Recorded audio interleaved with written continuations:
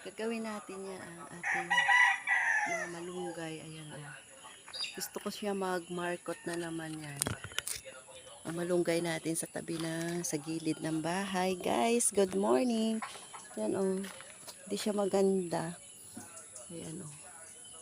Kasi siguro sa sobrang init guys, kaya yon ang ating itatanim naman natin, ita-transfer. O, tingnan mo, lumundo na dito sa ng gilid ng ating bahay. Kaya yun. Tapos, yung ating ngayon gagawin ay madami. Kasi tapos na ako kahapon maglaba. Ayan, shout out dyan sa mga nanay. Ayan, daming labahan ngayon ang gagawin ko. Dito, mag-grass cutter ako. Kasi mahaba na naman siya, oh. Ayan. Madami na naman, malago, oh. Malago siya, kaya yun. Nandoon na.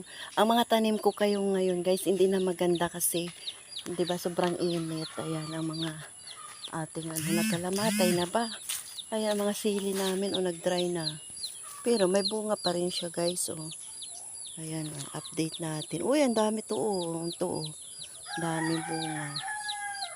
Kasi dahil sa sobrang init, nagda-dry na rin sila. Tapos ang mga kamuti ko, ang kamatis, ito very good siya. Ayan, oh. Yung kamatis natin, there have so many.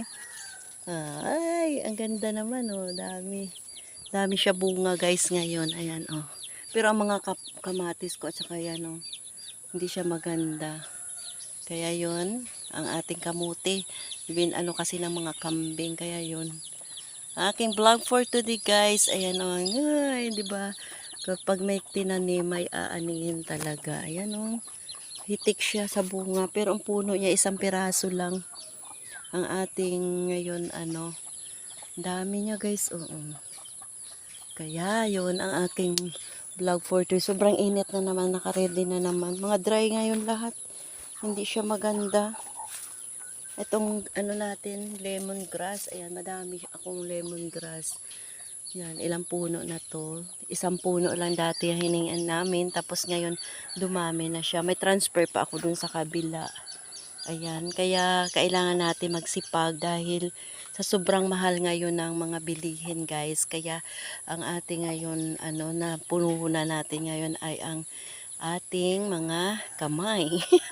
Mga kamay natin, guys, ang puhunan para sumipag tayo.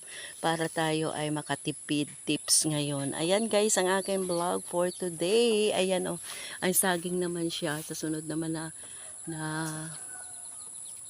buwan. Yan, pwede na yan siya ma-harvest. Ayan, paunti-unti lang tayo naka-recover na ng mga tawag nito, mga saging dahil sobrang daming dati natumba. Ito mga bago na naman to na sila, guys. Kaya yon ang aking vlog for today. Ang kamatis ni Ami Vlog.